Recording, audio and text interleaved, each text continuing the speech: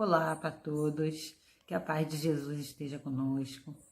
Nós vamos hoje refletir sobre o Evangelho segundo o Espiritismo, capítulo 17, os itens 1 e 2, sede perfeitos. É difícil para a gente, entender essa perfeição que Jesus nos pede para seguir. Para nós, Jesus é o nosso modelo de perfeição. É aquele que está mais perto do que a gente pode entender. E mesmo assim não é simples, né? Jesus é um espírito evoluído que veio aqui na Terra, nosso irmão, nos mostrar que é possível ser bom, é possível seguir essa perfeição que Deus tem, e a gente nunca vai alcançar a perfeição de Deus, que é uma perfeição absoluta, mas a perfeição relativa a gente pode alcançar. E foi isso que Jesus quis nos dizer com essa fala: sede perfeitos como perfeito é o Pai. Então nós temos Jesus como nossa referência, nosso modelo, nosso guia.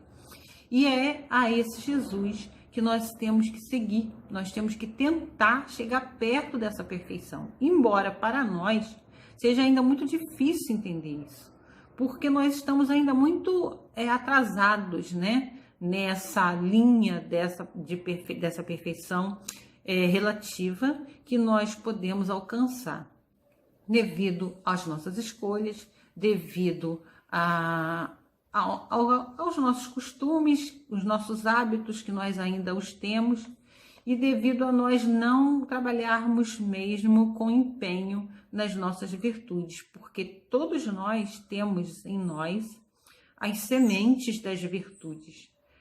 Nós temos que trabalhar essas sementes, trabalhar essas virtudes para que elas possam eclodir, florir e dar frutos, como no caso de Jesus.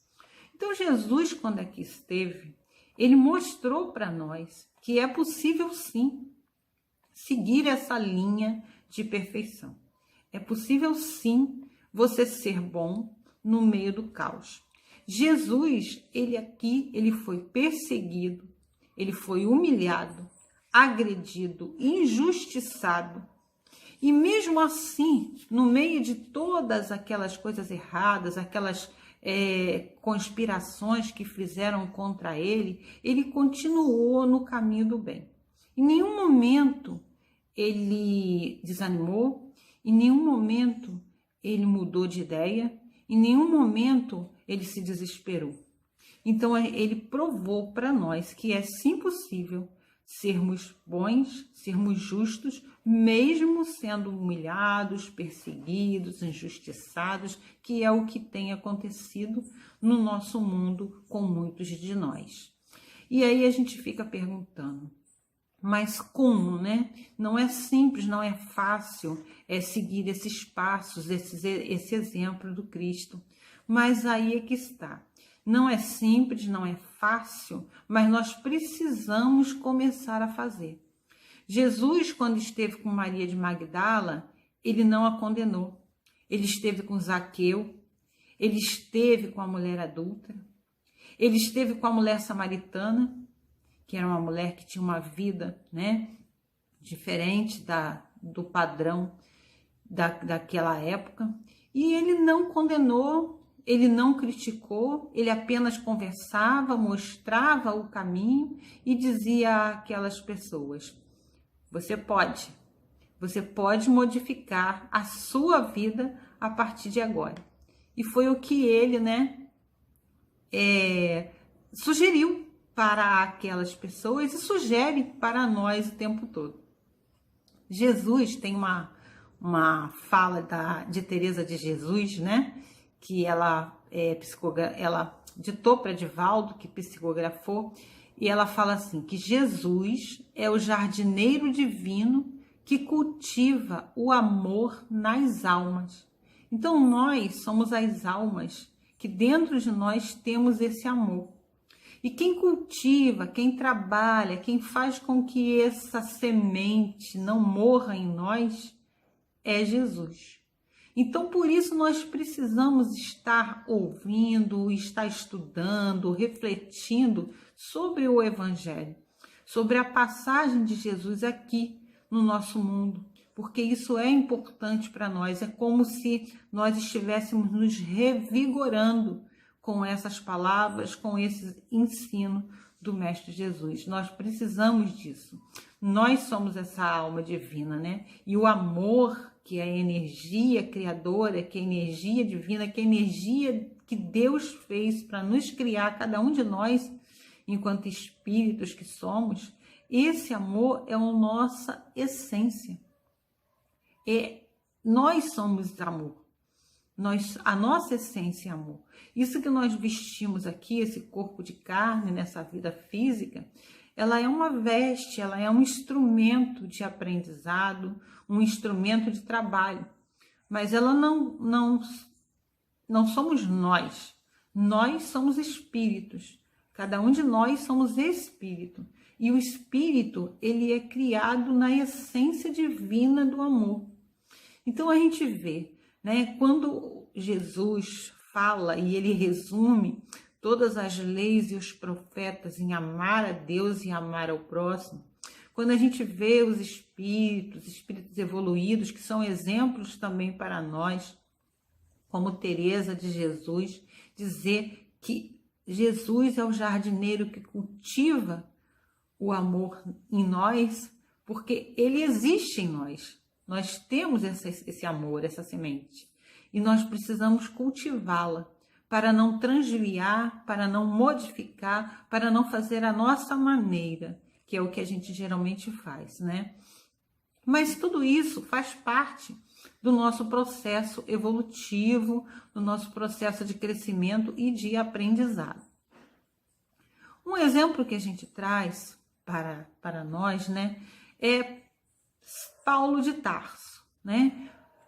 Paulo de Tarso, Saulo, né? Depois Paulo de Tarso, é um exemplo que a gente vê muito grande, e é um exemplo daquele que perseguiu e depois virou perseguido, porque ele conseguiu ver, entender a essência divina que existia dentro dele, porque ele era um apaixonado pela lei mosaica, pelo Deus único, o Deus dos hebreus, e ele fazia de tudo o que ele pudesse, ele dava a sua própria vida para defender esse Deus e essa lei, porque ele acreditava que aquela lei, aquele Deus que ele seguia, era o certo. Então, quando ele viu os cristãos falando de um Jesus, de um Cristo, de um Messias que veio e que é ele, Saulo na época, né? Não entendia aquele Jesus, não entendia aquele Cristo, não achava que aquilo era uma blasfêmia contra a lei, contra Deus. Como pode um homem simples, um carpinteiro, dizer que é o Filho de Deus, dizer que é o Messias que o povo hebreu esperava há tantos anos e que esperava um trono de glória, um rei que iria vir com a espada para poder conquistar a terra, todas as terras para o povo hebreu? Como pode? Então ele não entendia, mas ele tinha dentro de si esse amor, essa essência. Só que ele estava direcionando esse amor, essa essência, para o lado que ele acreditava, com seus equívocos e as suas escolhas. E o que aconteceu quando na estrada de Damasco ele se deparou com o próprio Cristo? Por que o Cristo veio a Paulo? Porque ele sabia que ali tinha uma pessoa com uma essência divina, com uma força muito grande, e que ele poderia modificar todo esse objetivo que era na lei hebraica e no Deus único, para o cristianismo e Deus, que é Deus mesmo, né? O Deus era o mesmo. Ele só via esse Deus de uma forma diferente. Era Deus, o Senhor dos Exércitos. Então ia passar a ser Deus Pai, amor e bondade. Então, quando ele se deparou com Cristo, o que aconteceu? ele já tinha dentro de si toda essa força, todo esse vigor, toda essa energia, e ele simplesmente despertou. Ele despertou com aquele encontro com Jesus. E ele viu que ele estava errado. Aquilo que ele fazia, aquela energia que ele gastava para perseguir os cristãos, agora ele ia usar a favor dos cristãos e fazer com que o cristianismo se espalhasse pelo mundo. E ele usou a mesma energia, só mudou o foco, ele só mudou a direção. Então, mesmo com todos os erros que ele havia cometido nas perseguições e mortes que ele causou, pelo seu equívoco e pelos seus erros, ele não ficou se lamentando. Ah, mas eu fui muito ruim. Ah, porque eu fiz isso. Ah, porque eu fiz aquilo. Não. O que ele fez? Ele pegou tudo isso dentro dele, né? Ele ficou aqueles 3 dias refletindo sobre a sua vida, sobre tudo de novo que estava se passando, deve ter sido um turbilhão de pensamentos. Ele falou, não, agora eu vou usar tudo isso para o certo, porque agora eu sei que eu estava errado, que eu cometi erros, mas eu não vou ficar aqui parado me lamentando com isso. Eu vou simplesmente mudar o rumo. Eu vou simplesmente mudar a direção. E ao invés de ficar me lamentando e reclamando de tudo, eu vou passar para o outro lado. Eu vou passar para o lado do Cristo, para o lado de Jesus. E eu vou começar a trabalhar para que esse cristianismo, essa ideia, essas mensagens de Jesus sejam espalhadas pelo mundo, não só para o povo hebreu, mas para todos os gentios, para todas as nações. E foi o que ele fez. E faz, né? Porque com isso ele espalhou o evangelho de Jesus pelo mundo. Paulo de Tarso foi o maior semeador do cristianismo que nós temos. Então a gente vê como que a mudança de atitude, né? Quando você consegue olhar para si mesmo e ver os pontos positivos e negativos, porque Paulo tinha os seus pontos positivos, que era a energia, a força, a paixão por aquilo que ele acreditava. Então ele usou tudo isso em favor do cristianismo. E claro que passou pelas suas provações, pelas suas dificuldades devido ao que ele fez. O livro Paulo e Estevão é um livro muito interessante. Quem ainda não leu, que possa ler, busquem para ler, que conta toda essa história de Paulo, né? E também a história de Estevão, que foi o primeiro mártir do cristianismo. É bom para nós porque são exemplos que alimentam a nossa alma e que mostram para nós que esses espíritos não eram perfeitos, nem Paulo, nem Estevão, mas eles conseguiram, no meio daquele caos, de todas aquelas dificuldades, principalmente Paulo, que viveu os dois lados, né? O lado do erro, do perseguidor, e depois viveu o lado certo do Cristo, o lado do perseguido, porque ele passou a ser perseguido por aquelas mesmas ideias que ele defendia antes. Então ele viu que ele estava errado e mudou a direção, mudou o foco. Então é isso que a gente tem que buscar trabalhar em nós. Aquilo que a gente vê que está errado, que a gente não está fazendo certo, e a gente mudar o foco e mudar a direção, sem ficar nos lamentando, porque eu fiz isso, porque eu fiz aquilo, porque foi assim, porque foi assado, não.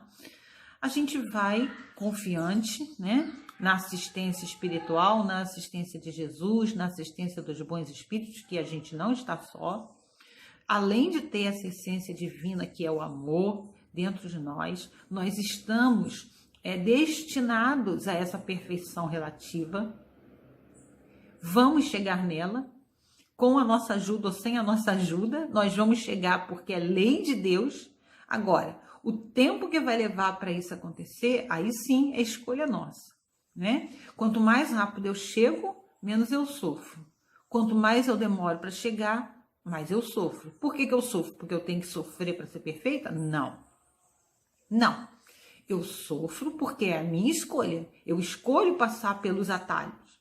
Eu escolho passar pelos caminhos errados. E se eu passo por atalhos, eu com certeza vou perder tempo, porque eu vou ter que voltar e retornar para o caminho principal. E nesses atalhos eu tenho os perigos, eu tenho as pedras que me fazem escorregar, eu tenho as dificuldades que eu vou ter que passar e vou ter que arcar por elas.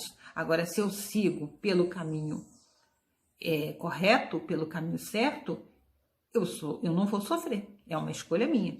Porque o sofrimento, ele não é necessário. Ele não é necessário. Nós é que escolhemos sofrer. Por causa das nossas escolhas, a gente acaba sofrendo. Pegando novamente o exemplo de Paulo de Tarso, ele passou por muitos sofrimentos depois que ele se converteu ao cristianismo. Mas por quê? Ele plantou, ele colheu.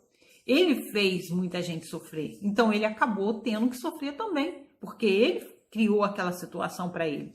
Se ele não tivesse feito, ele talvez tivesse tido uma vida mais simples, mais fácil. Porque a vida dele não foi simples e não foi fácil depois que ele se converteu ao cristianismo e seguiu o Cristo. Então, aqueles que não conhecem a história, leiam no livro Paulo e Estevão, que vocês vão ver as dificuldades, tanta dor, tanto sofrimento que Paulo passou, mas firme na fé e defendendo Jesus, o Cristo, sempre. Porque depois que ele pegou essa ideia, que ele comprou a ideia do Cristo, o projeto de Jesus, ele realmente foi um dos maiores defensores do cristianismo. Então, nós vamos pegar aqui só um trechinho do Evangelho, que é o item 1, para a gente ler a fala de Jesus, que diz assim: Amai os vossos inimigos, fazei o bem aos que vos odeiam e orai pelos que vos perseguem e caluniam. Porque se somente amardes os que vos amam, que recompensa tereis disso? Não fazem assim também os publicanos? Se unicamente saudardes os vossos irmãos, que fazeis com isso mais do que os outros? Não fazem o mesmo os pagãos? Sede, pois, vós outros perfeitos, como perfeito é o vosso Pai Celestial. Então vejam bem, Jesus nos pede aqui uma coisa difícil. Ele nos pede para que nós amemos os nossos inimigos. Aí vem todas as dificuldades que nós já temos, né? Porque nós às vezes temos dificuldade até de amar os amigos que nos contrariam, né? Que fazem alguma coisa que nós, no nosso julgamento, achamos que está errado. Imagina amar os inimigos, né? Mas Jesus pede umas coisas difíceis, né? Complicado. E aí a gente vê assim, mas se a gente for avaliar, quem são esses nossos inimigos, né? Nós espíritas, nós temos ainda, além do cristianismo, das palavras de Jesus, que são os ensinamentos das leis de Deus, nós temos o espiritismo, que é o Consolador, que nos ajuda a entender um pouco mais essas palavras de Jesus. Então, quando Jesus disse, amai os vossos inimigos, a gente tem que entender que esses inimigos, eles são nossos irmãos. Tem falhas e tem erros, como nós também os temos, falhas e erros. E que, como nós queremos o perdão para nós, né? Usando lá o exemplo de Paulo de Tarso novamente, depois de todos os erros, de todas as perseguições, de todas as mortes que ele causou, ele quis o perdão para ele. E ele teve. Então nós também temos que querer o perdão para nós e para os nossos inimigos, porque os nossos inimigos, eles não são nossos inimigos assim do nada.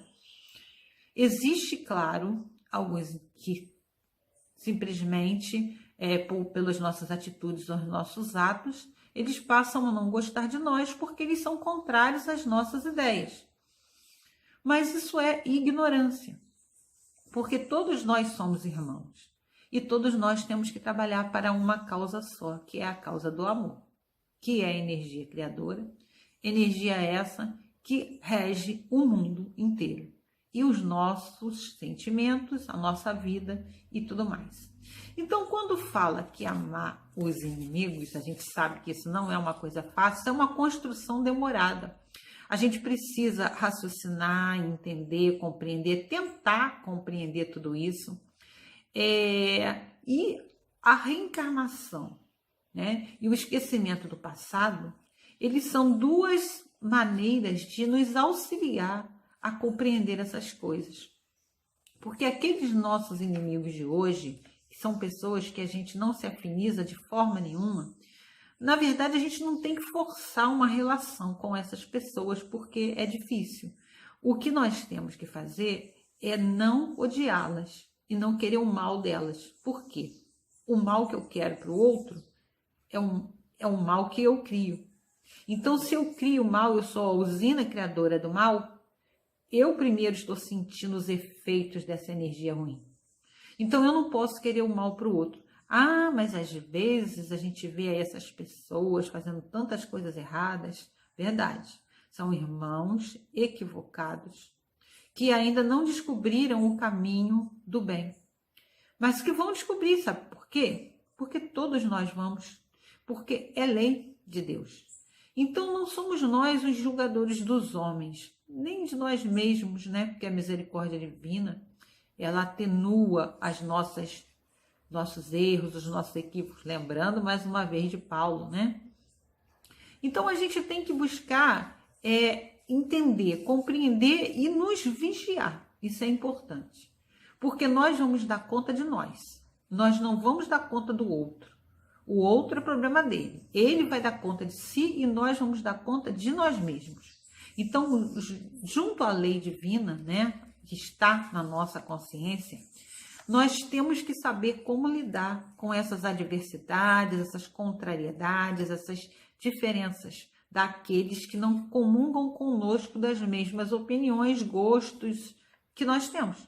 A gente vive hoje um mundo de lados, né? O meu lado é esse, o seu lado é aquele. O meu time é esse, o seu time é o outro. Se o seu time não é o mesmo que o meu, se o seu lado não é o mesmo que o meu, nós somos inimigos. Não. Por quê? Eu não tenho preciso pensar e agir igual ao outro, nem o outro precisa agir e pensar igual a mim. Eu tenho que respeitar. Essa é a palavra-chave para nós hoje no nosso mundo, na nossa atualidade. Respeito. Eu não concordo com ele, mas eu respeito que ele tenha essa opinião, esse direito de fazer, de pensar, de agir da forma como ele quer. É um direito dele. Agora, se o que ele faz me atinge, eu me afasto. Eu me afasto porque eu não quero comungar, eu não sei, eu não sou Jesus, né?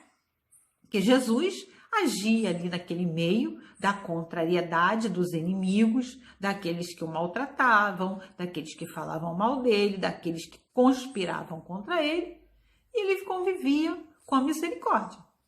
Agora, se eu ainda não sei fazer isso, eu me afasto. Me afasto dessas pessoas e simplesmente não guardo por elas um sentimento de ódio, né? De vingança, e procuro não guardar também o sentimento de mágoa, porque a mágoa, esses sentimentos, eles fazem mal à nossa saúde.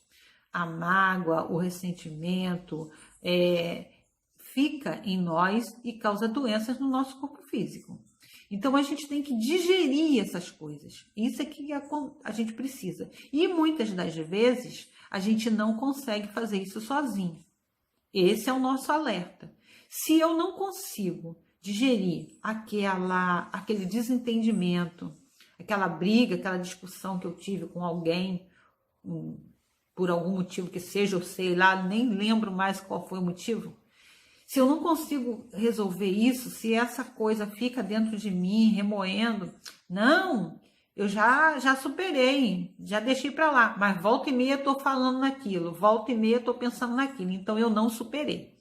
Porque quando eu supero, eu nem lembro mais. Se a pessoa, aquilo assim, nem lembro mais. Porque se eu ainda lembro, se aquilo está ainda em mim, no meu pensamento, no meu coração, eu preciso desmanchar aquilo de alguma forma. Porque me faz mal, vai fazer mal para mim, vai me fazer mal, vai causar mal ao meu sistema imunológico, que vai se ressentir. Eu perco a minha defesa imunológica física, sem contar com a defesa imunológica do perispírito. Porque o meu perispírito também tem uma defesa imunológica contra os vibriões do plano espiritual. Então, olha só a situação que a gente acaba criando para nós mesmos. Não, mas a culpa não é minha, não. O que é isso? Foi ele que começou. Foi ele que começou. Ele que começou. Não importa quem começou. Dentro do Espiritismo, a gente tem uma fala que eu não me lembro de quem é. Se chegou em mim, tem que parar. Chegou no espírita, tem que parar. Por quê? O espírita é melhor do que os outros? Não. Porque o espírita tem um conhecimento maior que os outros. Esse é o problema, né? E aí Jesus disse, daquele que mais tem, mais será cobrado. Então, se eu mais tenho conhecimento, se eu sei que esses desentendimentos, essas aversões, elas são causadas, né? Não só pelo outro, não é pelo outro só. Porque tem um ditado popular que é sábio, né? Quando um não quer, dois não brigam, né? Então, se eu não quisesse, a briga não acontecia. Mas eu não consigo me controlar. Ok, nós somos imperfeitos, né? Às vezes a gente não consegue mesmo, a discussão vai e a gente acaba batendo boca, discutindo e tudo. Mas aquilo tem que passar. Não tem como ficar dormindo, acordando, e passou um mês, passou um ano, passou 10 anos, e aquilo eu ainda me lembro daquilo. E aí fala assim, isso ainda me magoa, me ressente. Não pode. Não dá para a gente cultivar esse tipo de energia em nós, porque é uma energia ruim. Ah, mas eu estou tentando esquecer, o fulano vem e catuca. Fulano vem e catuca de novo. Fulano vem e catuca de novo. Não importa o que o fulano faz, porque o fulano vai ter que dar conta dele. Eu só vou dar conta de mim. Então, sou eu que tenho que me vigiar. Jesus disse para a gente, vigiai e orai. Então, não adianta só eu orar, pedir perdão a Deus, dizer, Senhor, me perdoa os meus erros, os meus equívocos, as minhas dificuldades. Eu fiz isso assim de errado, me perdoa. Eu fiz aquilo de errado, me perdoa. Ok, Deus vai perdoar, não tenho dúvida. Mas aí vem aquela história, né? Com a mesma medida que eu medi o outro, eu vou ser medido. Então, quando eu faço a oração que Jesus nos ensinou, Pai, perdoa as nossas ofensas, eu não posso esquecer como perdoamos os que nos têm ofendido. Se eu não perdoo os que me têm ofendido, por que eu acho que eu mereço o perdão de Deus? Não é? Porque eu sou imperfeito. Ok, Deus sabe que eu sou imperfeito, isso aí ele sabe. Mas ele quer que a gente aprenda, a gente tem que aprender. E a gente está aqui há tantos anos, né? Há quantos anos nós somos espíritos reencarnantes? Há quantos anos a gente vem para o plano físico e volta para o plano espiritual, vai e volta, vai e volta, vai e volta, e a gente ainda não aprendeu. Ok, mas vamos começar, vamos iniciar, vamos nos esforçar um pouco mais. Eu acho que falta às vezes para nós é nos esforçarmos um pouco mais, né? A gente se esforçar. Então, a gente, quando tá tudo certo, quando tá tudo bem, tá ótimo. É fácil a gente ser fiel a Deus, ser fiel a Jesus quando tudo vai bem. O problema é quando as coisas começam a desorganizar. Temos as dores, os sofrimentos, as dificuldades no caminho. Aí é que nós temos que provar se realmente nós acreditamos. Se realmente nós estamos nesse caminho da perfeição.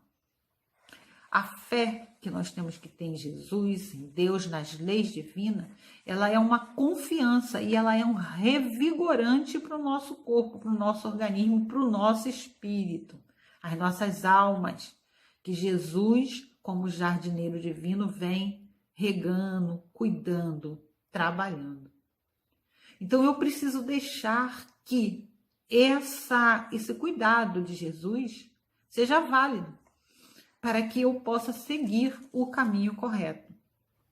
Não posso me deixar levar, nesse momento em que nós estamos vivendo no nosso mundo, por essa onda de medo, de desesperança, de incerteza, essa onda de conflitos, né? De lados, meu lado é esse, o teu lado é aquele, você é meu inimigo. Não podemos entrar nessa sintonia, porque se entrarmos nessa sintonia, vamos estar compactando com essa energia ruim e vamos estar nos levando para esse lado ruim. Vamos ser perdoados por Deus? Com certeza. Mas e aí? Nós estamos perdendo tempo. E isso que nós estamos plantando de adversidades, de discussões, de conflitos, de inimizades, nós estamos criando situações que nós vamos ter que dar conta depois. Então, com tudo isso que está acontecendo, a gente fica pensando assim, mas poxa, é difícil, né? É difícil. Nós estamos aqui num mundo que está um caos, o negócio está complicado, está difícil. Estamos vivendo um momento difícil, né? Fora a história dessa pandemia, desse vírus, nós temos os problemas sociais, nós temos problemas em todas as áreas de desemprego, de miséria, de fome, de pessoas com energias ruins muito grandes, muita depressão, muita gente ansiosa, muita dificuldade. Então, todas essas dificuldades são energias criadas por cada um que ficam no ar, né? São ondas mentais. E essas ondas mentais, elas estão aí para nós plugarmos ou não com elas. E aí a gente vê com que sintonia nós estamos plugando, que tipo de energia nós estamos comungando e que tipo de energia nós estamos ajudando a aumentar. Então, essa é a vigilância. Esse é o ser de perfeitos que Jesus disse. Buscar o caminho certo, a reflexão, nos alimentarmos espiritualmente do Evangelho. Nós não estamos podendo ir às casas espíritas, que é um meio também de nos alimentarmos, nos revigorarmos espiritualmente, mas nós podemos assistir às palestras, nós podemos ver as lives, que tem um monte, né? E nós podemos ouvir a Rádio Rio de Janeiro, nós podemos assistir bons programas, ler o Evangelho, ler os bons livros. Ah, mas eu não gosto de ler. Ok, mas lê uma paginazinha por dia, um pouquinho só, e vigiar o que é que a gente está fazendo, né? E fica assim, nossa, mas como que eu faço isso? É como se fosse uma receita que Jesus vem dando para nós há tanto tempo, e às vezes a gente fica perdido mesmo assim, né? Então, a vigilância sobre nós mesmos, ela é fundamental. Vigiai, orai. Orai também, porque o orar é a maneira que a gente tem de nos fortalecermos e nos ligarmos com os espíritos superiores. Mas a vigilância é importante. Identificar os nossos pontos fortes e os nossos pontos fracos, porque nós temos pontos fortes e pontos fracos. Investir naquilo que dá para mudar e aguardar o que não dá para ser mexido agora. Mas sempre enfatizando que nós temos também os nossos pontos fortes. Nós não somos só, porque nós não somos espíritos iniciando na escala evolutiva. Então, nós já temos pontos fortes e pontos fracos. Pedir ajuda. Isso é muito importante. Pedir ajuda a Jesus, aos bons espíritos, mas pedir ajuda a pessoas também, porque às vezes a gente não consegue sair daquele estado em que nós nos encontramos. Pedir ajuda nas casas espíritas, pedir ajuda a um amigo, a um psicólogo, a um psicoterapeuta, alguém que possa nos ajudar a sair daquela situação, porque a gente precisa mudar o foco, mudar o rumo, e às vezes a gente não consegue fazer isso sozinho, né? Conhecer os nossos hábitos, o que é ruim e o que não é, e o que é bom. E mudar, tentar mudar os hábitos, porque hábito é aquele negócio que a gente faz quando vê, já fez, mesmo que a gente não queira. Então, o que tem que ser feito? Vigilância. Opa, isso não. Isso eu não quero mais para mim. Aquilo que Paulo falou, já que a gente está falando de Paulo, né? Não faço o bem que eu quero, mas o mal que eu não quero, esse eu faço. Por quê? É hábito. Habituou, virou automático. Então eu tenho que vigiar para tirar esses hábitos ruins e criar hábitos bons. Vamos criar os hábitos automáticos no bem, né? Aí que a gente vai conseguir. E nós vamos conseguir, porque isso é o nosso destino, sermos perfeitos na perfeição relativa, porque Deus nos criou para isso, né? Sintonizar com o alto o mais que pudermos. Leitura, música, programação que a gente assiste na TV, na internet, isso é muito importante. Grupos que a gente participa, se são grupos que estão sempre brigando, discutindo. Agora nós estamos aí na época das eleições municipais. Então essas eleições, elas são importantes porque nós vivemos de política, nós precisamos das políticas públicas, nós temos que vigiar também os candidatos que a gente vai escolher, buscando o melhor ou o menos pior, se não tiver um melhor, mas evitar conflitos por causa de candidato. Meu candidato é A, o dele é B. Ok, cada um tem o seu direito de escolha, né? E o direito de escolha que a gente tem é para cada um, não tem que criar conflitos por causa disso. Então, quando Jesus diz, sede perfeitos, é isso, é buscar essa perfeição relativa que não é simples, mas é importante e é possível. Porque se não fosse possível, Jesus não teria nos dito, né? Ele não iria nos dar uma missão impossível, igual aquele filme que tem missão impossível. Não, ele nos dá uma missão possível, nós podemos fazer. E no livro Céu e Inferno, no capítulo 7, Código Penal da Vida Futura, esse Céu e Inferno, capítulo 7, Código Penal da Vida Futura. Lá tem, é bom e interessante que a gente possa ver,